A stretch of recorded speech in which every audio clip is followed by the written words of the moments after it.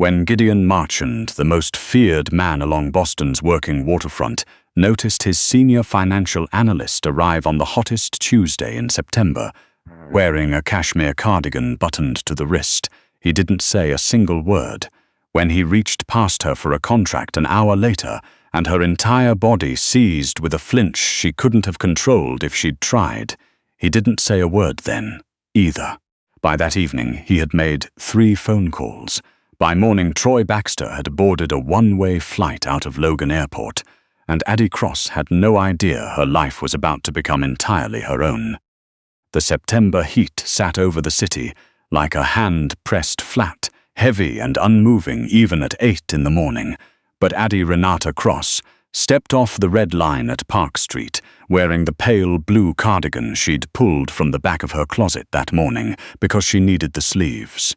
She was 29 years old, 5'4", and carried herself through the world the way a woman learns to carry herself when the world has spent years reminding her she takes up too much of it. Quietly, efficiently, her elbows slightly in and her shoulders angled forward, making herself as streamlined as possible through the spaces other people occupied without thinking. She was also, by any honest accounting, the sharpest financial mind in the Marchand Holdings building, possibly in the entire Seaport district, though she would never have said so out loud, and certainly not to Troy. 3 years she'd worked for Gideon Marchand. In that time, she had restructured his offshore holding accounts, caught a $4.2 million discrepancy in his Providence corridor contracts that 2 previous analysts had walked past, and quietly dismantled a hostile acquisition attempt from a firm out of New York by finding the one weakness in their leverage structure that their own team had missed. She did all of it without fanfare, without demanding credit, and without ever being late with his morning brief. She was also, Troy Baxter reminded her approximately 4 times a week, lucky he kept her around. The elevator opened onto the 32nd floor. Polished concrete and dark oak, the faint smell of espresso and cool air, and Addie pressed her left cuff against her palm as she walked to her desk. The motion had become habit in the past week without her noticing it. The bruising wasn't dramatic. It could be mistaken for a gym injury or a caught doorknob, which is what she'd told herself as she'd stood in the bathroom mirror that morning, looking at the band of dark purple along her inner wrist. Troy had grabbed her when she asked why $1,800 had transferred out of their joint account to an app she didn't recognize. He'd grabbed her and twisted, and then he'd let go, and then he'd acted as though nothing had happened for the rest of the evening, which was, in many ways, the part she found hardest to explain to herself. She sat down, opened her monitors, pulled up the quarterly variance report. The numbers were already in her head. They always were. It was easier to live inside figures than inside the apartment in the South End, where the air had gone thin and careful. At exactly 8:15, the frosted glass doors to Gideon Marchand's private office opened. He was not an easy man to look at directly, not because he was unkind. He wasn't, not to her, but because he was the kind of man whose presence rearranged the air in a room. Tall and broad across the shoulders, dark hair going silver at the temples, a face that had probably been handsome at 30 and had hardened into something more interesting since. He was 44 years old and ran one of the largest private logistics firms on the eastern seaboard, a company that moved cargo through the port of Boston with an efficiency that his competitors had long given up trying to replicate and had quietly started to resent. He was also, as anyone with access to the right court records or the wrong dinner party circuit knew, a Marchand.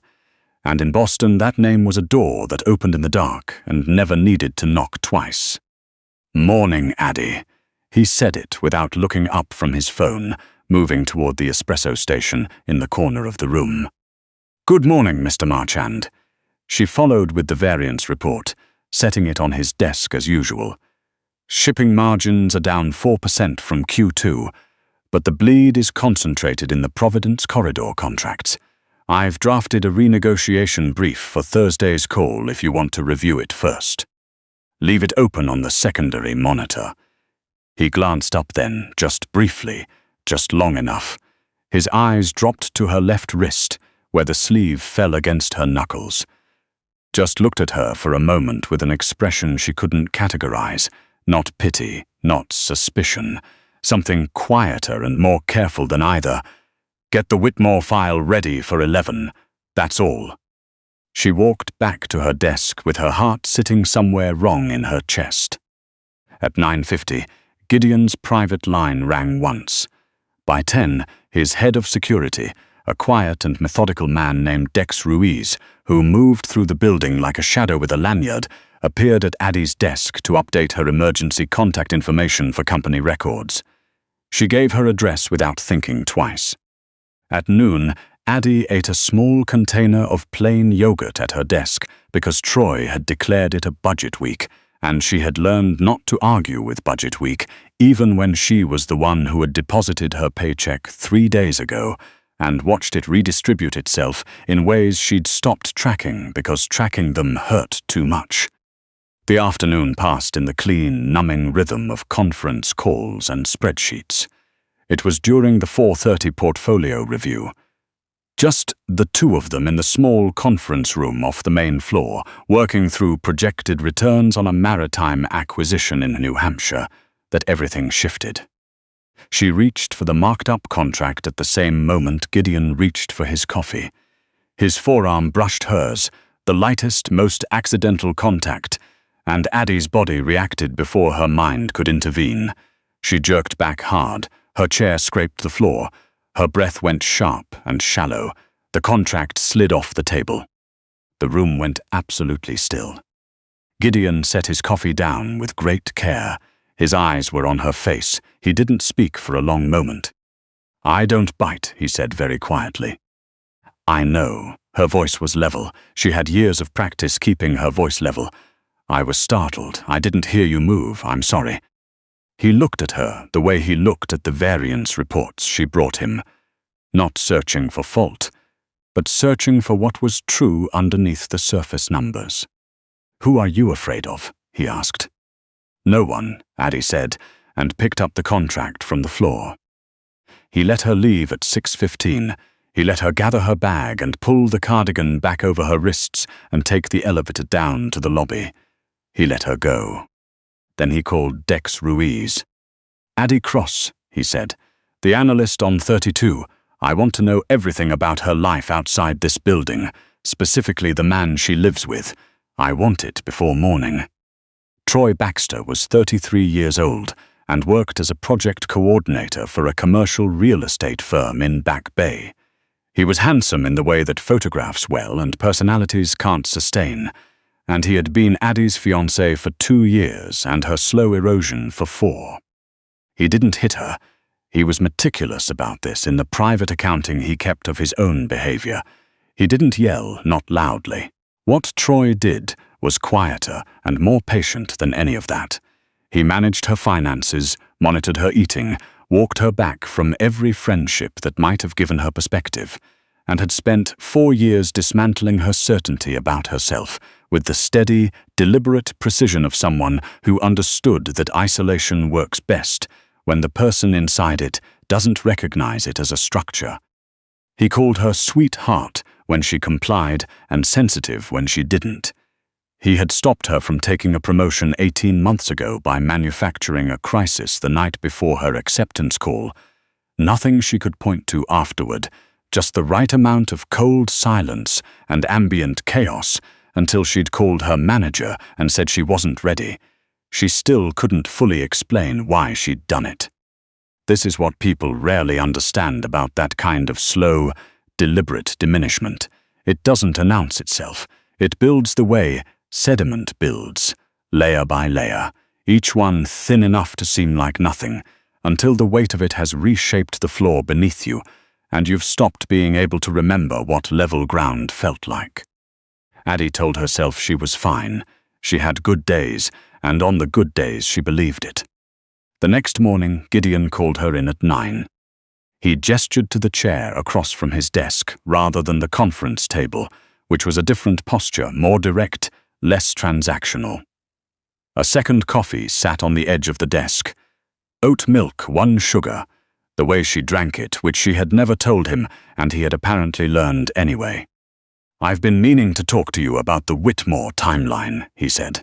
And then, without shifting his tone or his expression, "How did you hurt your wrist?"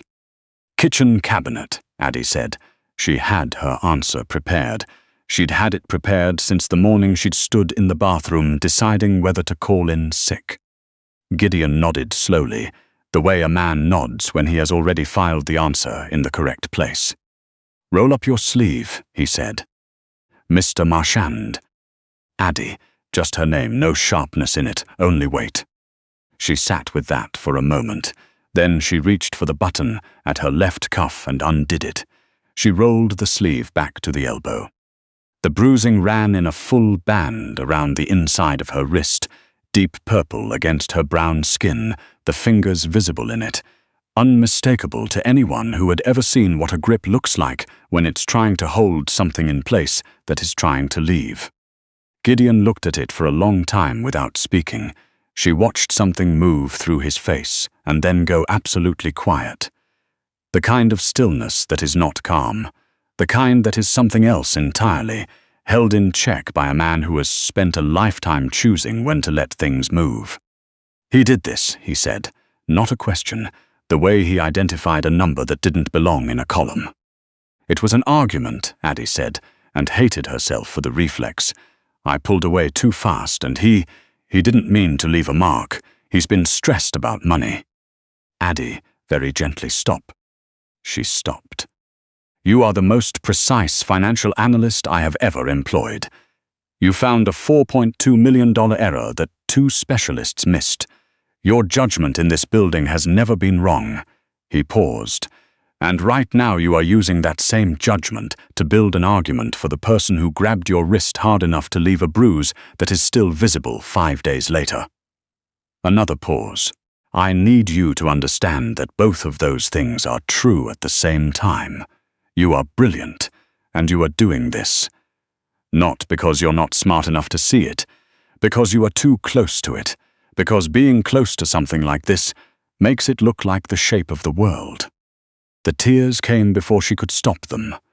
She looked at the ceiling and breathed through her nose and refused to cry in her employer's office, and then she cried anyway, very quietly, with her hands folded in her lap. "I don't know how to leave," she said. It was the first time those words had been arranged in that order and spoken out loud. The sound of them surprised her. "The apartment is in both our names and he manages the accounts, and I lost my sister somewhere in the last 2 years.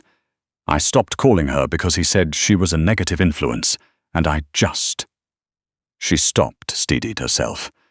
"I don't know when it got this big. It wasn't ever one thing." "It never is," Gideon said. "That's what makes it so hard to see from where you're standing." He let her collect herself. He did not look away while she did it. He did not offer her a tissue or any of the small gestures that would have made her feel handled. He simply stayed present, watching her with the same direct, undeflected attention he brought to everything that mattered. "Here is what's going to happen," he said, when she was steady again. "Tonight, you go home and pack 1 bag, only what you need. My car will be outside your building at 7. You'll stay at the Langham tonight, on the company account. In your name," he slid a business card across the desk. "Dex's number is on the back. Anything happens, you call him." "You don't have to." "What I have to do is largely my own determination." A fraction of something crossed his face that might have been dry humor in another context. "You've just described a man who controls your finances, has isolated you from your family, and has left marks on your body. I'm not asking you to be courageous. I'm handing you an open door. What you do with it is yours to decide." Addie looked at the business card for a long moment. Then she reached out and picked it up. Troy was home when she arrived, on the couch with his laptop, a beer going flat on the coffee table, the assessing look he'd developed for evenings. She came in later than he expected. "You're late," he said. "I had a debrief." Addie went straight to the bedroom and began to pack 1 bag, only what she needed. Her work laptop, her passport, the photograph of her mother that sat on the nightstand, 3 changes of clothes. Troy appeared in the doorway. "What are you doing?" "Leaving," Addie said. The word came out steadier than she'd expected, steadier than she felt, and then steadier than that, as though saying it was confirming something that had been true for a while without her permission. "Addie," he tried on a smile that didn't fit. "Come on, don't do this. You're being dramatic." "I'm being very calm, actually," she said, zipping the bag. "I'm being, I think, the calmest I've been in about 2 years." She lifted the bag and walked toward the door. He moved to the doorframe, and she looked at him, directly, fully, maybe for the first time in many months, and said, "Don't, please." Something in her voice was different. He heard it, whatever it was. He stepped aside. The car was already at the curb. 2 days later, in a parking structure under a hotel in the financial district, Troy Baxter came face to face with Gideon Marchand for the first and only time. He'd been brought there by 2 men whose faces he was never able to recall clearly afterward, only their size and their silence. Gideon was waiting, standing in the grey fluorescent half-light with his hands in his coat pockets. He didn't raise his voice. He had the particular quality of menace that requires no performance. It simply exists, like air pressure, like cold. "Mr. Baxter," he said, "you coordinate projects, I coordinate ports." He let that distinction settle. "I want you to understand the difference in our respective areas of reach." Troy attempted to speak. What came out wasn't useful. Gideon set a document on the hood of the nearest car. "Lease termination, signed this morning. Account reversion authorization. The joint account reverts to Addie's name effective tomorrow. You have 72 hours to vacate and leave Massachusetts." He paused. "In exchange, the 3 sports betting platforms on which you currently owe a combined $9,000 receive a note of account satisfaction. You leave without a record and without anyone following up on the expense reimbursements at your firm, which, I'll be candid, are going to be very difficult to explain if someone looks closely." Troy stared at the paper. The number 9,000 hit with uncomfortable accuracy. He didn't ask how. "And if I don't?" "Then the expense documentation lands on your CFO's desk tomorrow morning, and I refer to the betting platforms the precise location where you'll be sitting when they come to discuss the debt in person." Gideon held out a phone. "One text, tell her it's over. Keep it simple." Troy's hands shook as he typed. He was not sorry, not in any real sense, but he was extremely clear on how the numbers were adding up. Addie was by the window at the Langham when her phone buzzed, watching the harbor lights come on in the early dark. Troy's text was 5 sentences. He said he wasn't right for her. He said he was leaving. He said, for the first time in 4 years and with very little conviction, that he was sorry. She read it twice. She sat very still and waited for grief to arrive. The familiar undertow of worthlessness, the hollow weight of being chosen and then unchosen, the voices she had absorbed until she couldn't always tell whose they were. What arrived instead was air. Just that. A slow, cellular opening, like a room that had been sealed for too long, and someone had finally found the latch. The absence of a weight she had stopped noticing she was carrying. A knock came at the door. Gideon stood in the hallway with 2 paper cups from the place on Tremont Street, still in his work coat, looking at her face with the same careful attention he'd given her all week. "He texted," he said. "He did. How are you?" Addie thought about it honestly. "Like I can breathe from the whole lung," she said. Something shifted in his expression, not sentiment exactly. Something older and more grounded than sentiment. "Good," he said. "Drink this. And tomorrow morning, we're going to talk about the director of analytics position. That position doesn't exist. It will at 9 a.m. 8 months passed.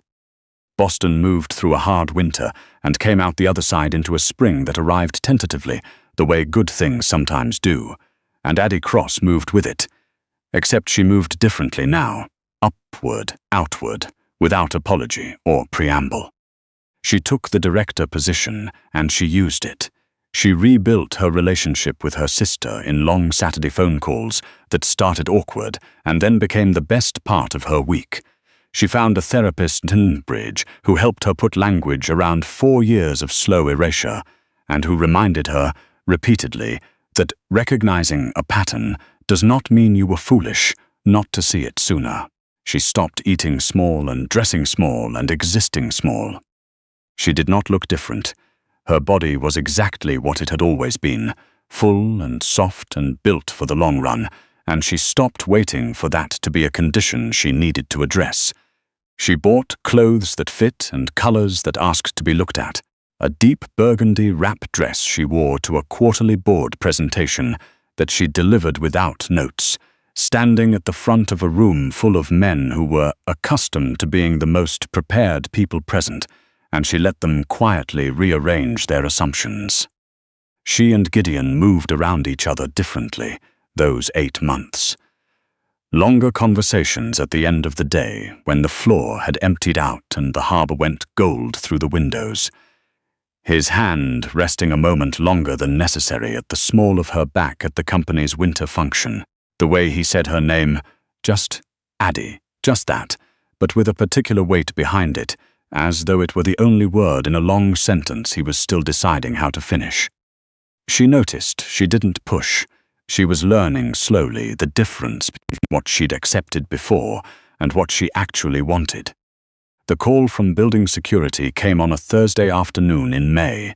A man in the lobby, asking for her by name, wouldn't leave his with the desk. Addie already knew. Troy looked like someone whose luck had been running in one direction for several months straight. Thinner in the face, the eyes moving too fast. He smiled when he saw her. It was the smile she remembered from the early years, the one that had worked on her once. "You look incredible," he said. "You need to leave," she said. 5 minutes, that's all. He took a step toward her, and she didn't step back, which stopped him cold. That steadiness, he didn't know what to do with it. "I've been struggling, and I did some digging on your boss, on what Marchand actually moves through those terminals, and I think maybe we should." "What do you want, Troy?" The performance dropped. "I'm behind on some things. I need help from you or from him. I don't care which, just something to get me clear." Addie looked at the man who had spent 4 years teaching her to make herself smaller, who had monitored what she ate and where she went, and what she wore, and who she called on Sundays. She felt nothing that resembled fear. What she felt was clean and simple and done. "You were given a door out," she said. "A real one, clean, no consequences, nothing following you. You chose not to use it well." She turned. "I have a 3 o'clock." She walked to the elevator. The doors were already open. Gideon was in the lobby behind her before she'd pressed the button, Dex at his shoulder, the particular stillness of a man who has been watching from 32 floors up and has decided to come down. She didn't stay to watch what happened next. She stepped into the elevator, pressed the button for her floor, and let the doors close. Troy Baxter was not seen in Boston again after that Thursday. His name disappeared from the city, the way names disappear when the right people decide they should, quietly, without ceremony, without a forwarding address. Addie did not ask Gideon what had been said, or what had followed the lobby. She understood, in the way that adults understand the choices they make about what they need to know, that there are doors in Gideon Marchand's world that open once and do not reopen. She had made her peace with the shape of that world before she'd taken the director position. She'd made it with her eyes open. Some people deserved the chance they'd been given. Troy had been extended one, and he had spent it badly. The math on what came after was not her responsibility to audit. It was a Friday evening in June. The harbor lit up gold, the city settling into the long warmth of a night that had decided to be summer after all. Addie was the last one on 32, finishing the notes from an acquisitions call, when she heard Gideon's office door open behind her. "You should go home," he said. 10 more minutes. He crossed the floor and sat on the edge of her desk. Something he almost never did, a small concession to informality, she clocked immediately. He looked at her for a moment without preamble. "Caldwell pulled me aside after this morning's meeting," he said. "He told me you were the most prepared analyst he'd sat across from in 20 years. I had good source material to work with." "Stop," he said it without impatience, with something more like intention. "You deflect every compliment toward the work or toward me. Just once say, 'Thank you. I worked hard for that.'" Addie set down her pen, met his eyes steadily. "Thank you," she said. "I worked very hard for that." A corner of his mouth moved. There it is. He didn't move away from the edge of her desk. The room held the particular quality of late evening offices, the hum of the building gone quiet, the city outside doing all its glittering at a respectful distance. "Addie," Gideon said, and her name in his voice now was nothing like what it had been a year ago. There was more in it, more honesty, more careful weight. "I need to say something, and I want to say it clearly." She waited. "What I said to you in this office 8 months ago, about what you're worth, about you're capable of seeing in yourself, I meant it without reservation, every word." He paused. "But I also need you to know that what I feel about you has not been a professional consideration for a long time. And I'm telling you that directly, because you have spent the past 8 months building something real and solid in yourself, and you deserve to make any decision with full information, not with pieces of it held back." The harbor lights were very steady through the glass. "I'm in love with you," Gideon said. "I believe I have been since before I had the language for it. I'm telling you because you deserve to know. Not because I expect anything from the telling." Addie stood up slowly. She looked at him, the real look, the one she'd relearned over the past 8 months, the one that didn't flinch away from what it found. "I'm not afraid of you," she said. "I want to make sure you know that, not in the smallest corner of myself." "I know," he said. "That's part of why I'm telling you." She closed the distance between them and put her hand against his jaw, and felt him go very still in the way that careful, powerful men go still when something they've been hoping for has arrived, and they're choosing not to startle it. "Then ask me," she said. He covered her hand with his own, warm, steady, absolutely certain, and he asked. And Addie Cross, who had spent 4 years learning to disappear and 8 months learning to take up precisely the space she was owed, smiled and said yes into the quiet of a room that had always been waiting to become the beginning of something.